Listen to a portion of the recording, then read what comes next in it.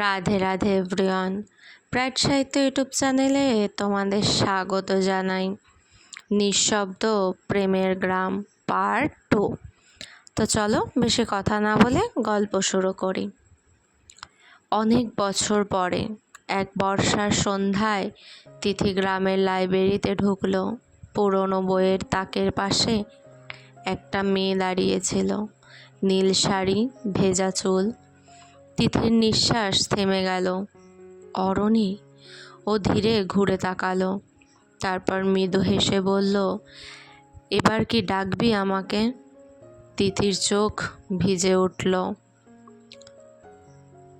বাইরে তখন বৃষ্টি পড়ছিল, আর শালবন গ্রামের নিঃশব্দ বাতাসে দুজন মানুষের অসমাপ্ত ভালোবাসা আবার ফিরে আসছিল ধীরে ধীরে। তিথি কিছু বলতে পারছিল না। লাইব্রেরির জানলার বাইরে বৃষ্টি পড়ছিল টুপটাপ শব্দে। পুরনো বইয়ের গন্ধ আর ভেজা বাতাস মিলেমিশে যেন সময়টাকে থামিয়ে দিয়েছিল। অরণি ঠিক আগের মতোই দাঁড়িয়েছিল, শুধু চোখ দুটো একটু বেশি ক্লান্ত লাগছিল। তিথি ধীরে বলল, তুই সত্যিই ফিরে এসেছিস? অরণি হেসে মাথা নেড়ে বলল, হ্যাঁ, অনেক দেরি করে ফেললাম না? তিথি বুকের ভেতর জমে থাকা হাজারটা অভিমান একসাথে জেগে উঠল। কেন এসেছিস আবার? অরণি কিছুক্ষণ চুপ করে রইল, তারপর ব্যাগ থেকে একটা পুরনো চিঠি বের করলো। হলদেটে হয়ে যাওয়া কাগজ। এটা তোর জন্য লিখেছিলাম যেদিন গ্রাম ছাড়ি। তিথি কাপা হাতে চিঠিটা নিল। চিঠির ভাঁজ খুলতেই ভেতরে ছোট্ট একটা শুকনো শিউলি ফুল পড়ে গেল। তিথির চোখ ভিজে উঠল।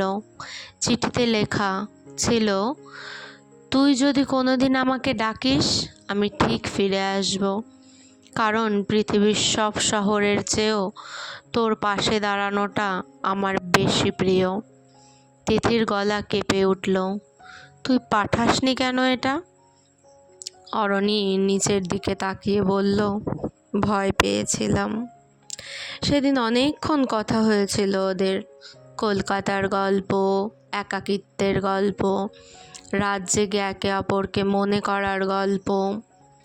অরণি ধীরে বলল, আমি অনেকবার ভেবেছি অন্য কাউকে ভালোবাসবো, পারিনি জানিস। তিথি চুপচাপ শুনছিল, কারণ ও নিজেও পারেনি। রাত বাড়ার সাথে সাথে বৃষ্টি আরও জোরে নামতে লাগলো। লাইব্রেরি বন্ধ করার সময় হয়ে গেছে। বৃদ্ধ লাইব্রেরিয়ান চলে যাওয়ার আগে মুচকি হেসে বললেন, তোরা এখনো আগের মতোই আছিস দেখছি। তিথি লজ্জা পেয়ে নিচে তাকালো। অরণি শুধু হেসেছিল। বাড়ি ফেরার পথে কাঁচা রাস্তা কাদায় ভরে গিয়েছিল। হাঁটতে হাঁটতে অরণি হঠাৎ বলল, তিথি, তুই কি এখনো ভয় পাস?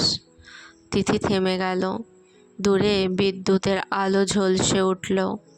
পাই। আমাকে হারানোর ভয়? তিথি ধীরে মাথা নেড়ে বলল, হ্যাঁ। অরণি একটু কাছে এসে দাঁড়ালো। তাহলে এবার আর ছাড়িস না আমাকে? ঠিক তখনই পেছন থেকে কারো গলা শোনা গেল, তিথি। দুজনেই চমকে পেছনে তাকালো। তিথির বরদা দাঁড়িয়ে আছে, চোখে রাগ। আবার শুরু হয়েছে এসব? তিথির বুক কেঁপে উঠল।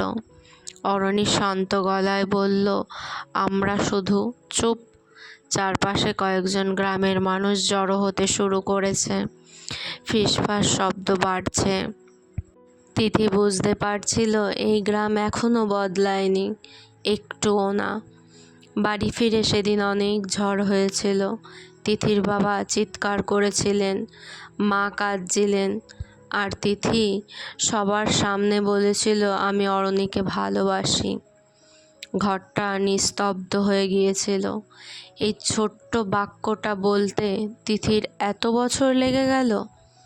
কেমন লাগছে তোমাদের গল্পগুলো? কমেন্ট করে জানিও।